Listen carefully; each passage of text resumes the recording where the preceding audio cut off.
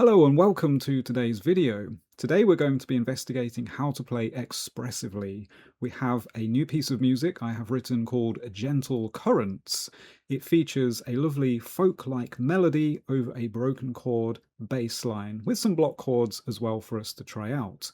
We're going to have some different rhythms using some little folk intrigues such as twiddly bits, and also some arpeggiated chords as well, such as this and this.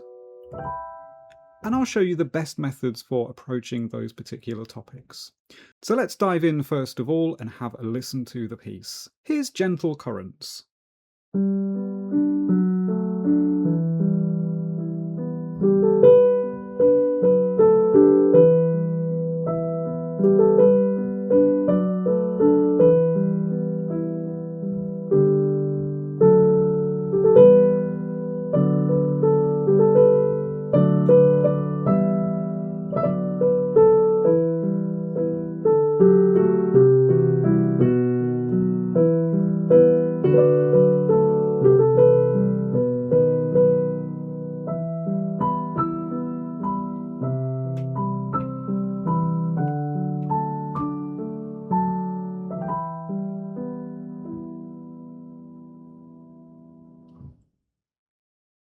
I hope you enjoyed Gentle Currents. As you can hear from the music, we have the mission to create this lovely, gentle, flowing current throughout the piece.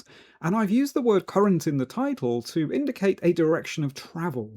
And as we move forward with our expressive playing, it's important to identify this direction as a part of how we play expressively.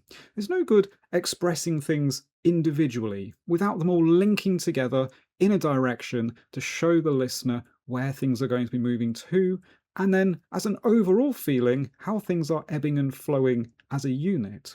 So for instance, this opening melody can be broken into phrases. With a little break here, and then another pickup. I don't want them to sound like first phrase, thank you very much, second phrase, thank you very much. What we actually want to do is say, here is the first part that leads into the second part. So we can do this using our left hand to help us on the way. As an overall feeling, the two phrases need to feel like they're being expressed as an overarching level of expression, and then individually they have their own ebb and flow. It's quite a lot to get your head around, so I've drawn a diagram for you to have a look at here. We can see over the top a large arc showing the overall direction of travel for the phrases as a bigger phrase, and then underneath individually what we might class now as the sub-phrases individually being expressed as well. That means that my first phrase wants to ebb and flow, push, and draw back, and my second phrase equally wants to do this.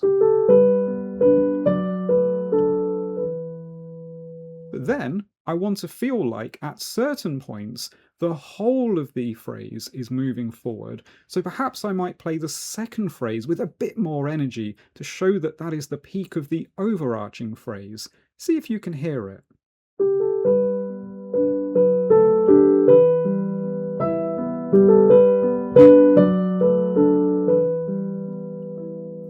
I've exaggerated it there to give it a little bit more obviousness, but if it is in your mind that these things are happening, they'll often develop on their own a little bit in the background. It's very tough to directly control speeds without being over the top and creating a little bit of a lurch feeling, which I often say we don't want to make everybody feel seasick. So look out for that, but you will need to be more extreme to begin with just to work in the effects at all. So let's talk a little bit about the second line's phrases next. We've had all of these broken chords. Now we move on to something more static, the block chord. I've put this in just as a method really to show us how to maintain momentum and intensity even when we have a more static part. I'm imagining broken chords in my head. Da, da, da, da, da, da, da, da, da, da. Keep that feeling going in your mind and keep pushing forward with the same intensity.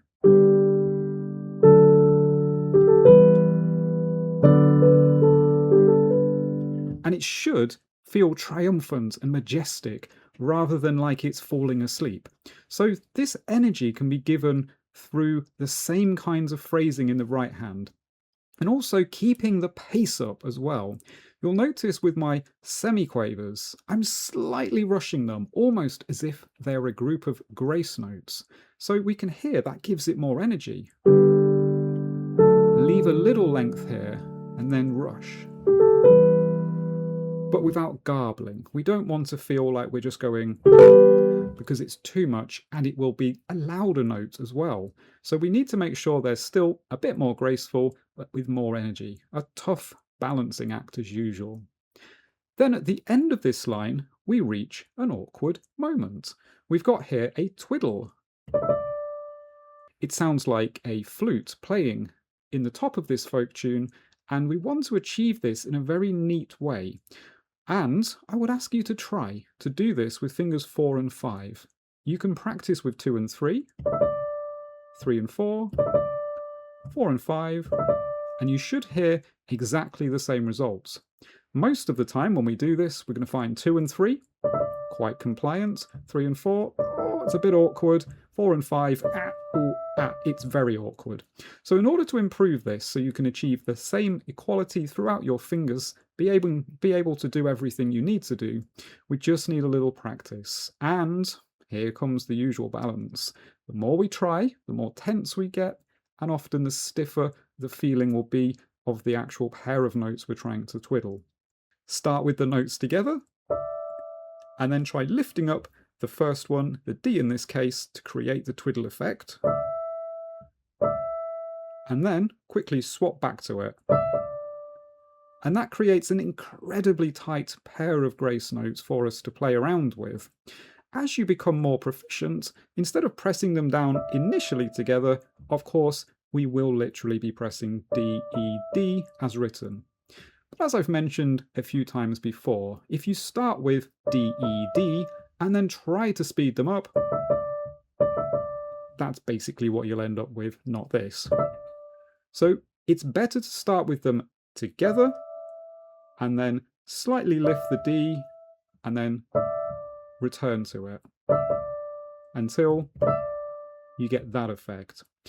Play around with it with 2 and 3 to begin with, then see if you can maintain that same effect with 3 and 4, and then eventually 4 and 5.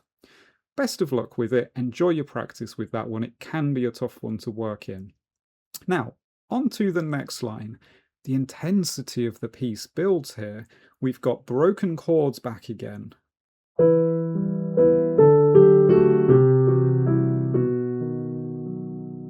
As we look through these then for expression, we can feel those 2 phrases coming back again. 2 bars and another 2 bars.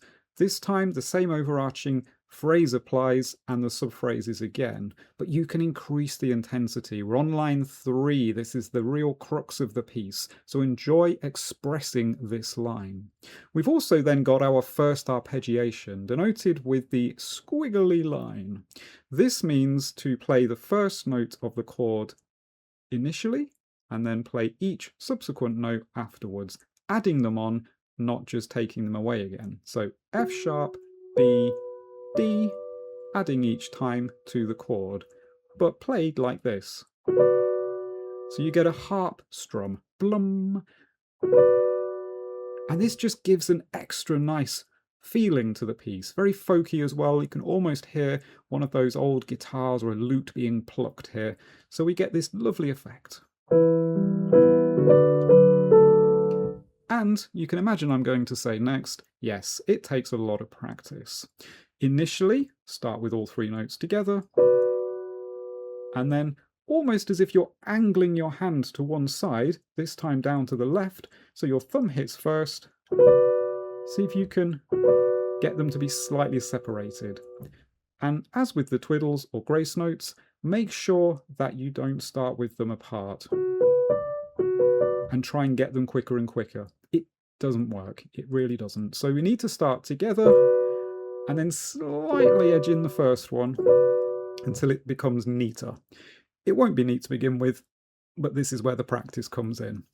Play it a few times, practice a few times, then try something else. come back relaxed, try it again. I hope you enjoy working that one in. It does add something special. If it's a little tough at the moment, of course, no great detriment just to leave it out for now and practice it on the side to put in at a later point. Lastly then, the final line. We've got these lovely over-the-top arpeggios. Underneath we have the broken chords.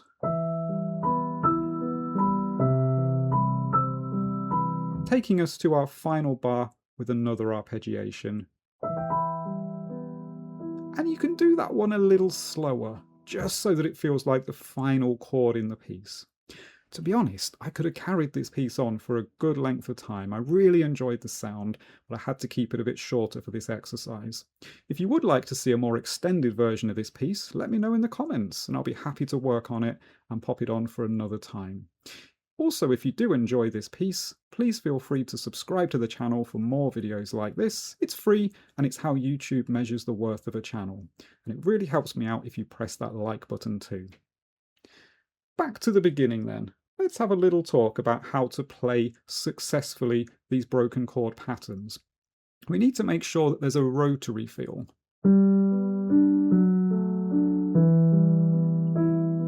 And as we're in 6/8, we need to make sure that the feeling of this is a 1, 2, 3, 4, 5, 6, or in dotted crotchets, a 1, 2, 1, 2.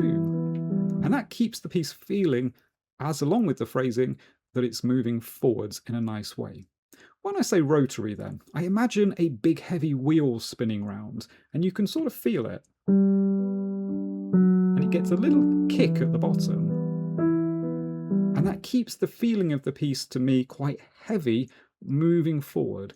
We accent the first of each of those groups of 3 a little bit.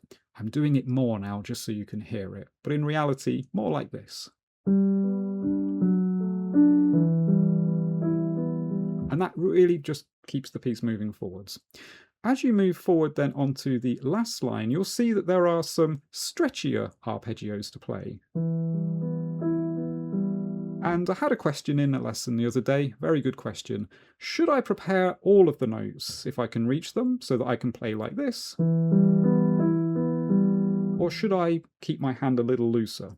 Now, I would go in the middle, make sure that you can reach them, but don't get your thumb on that top note because it might just be a little bit stretchy, especially if you're practicing for a while. So then we play the bottom note and kind of keeping these 2 in place, swing across and back again. So rather like this motion, an arch over the top of the chord rather than a stiff static position. Of course, if your hand is bigger, maybe this is perfectly comfortable. But for most people, I've found that it's better to keep the thumb off and then take the little finger off and return. Now, obviously, if you're moving between chords,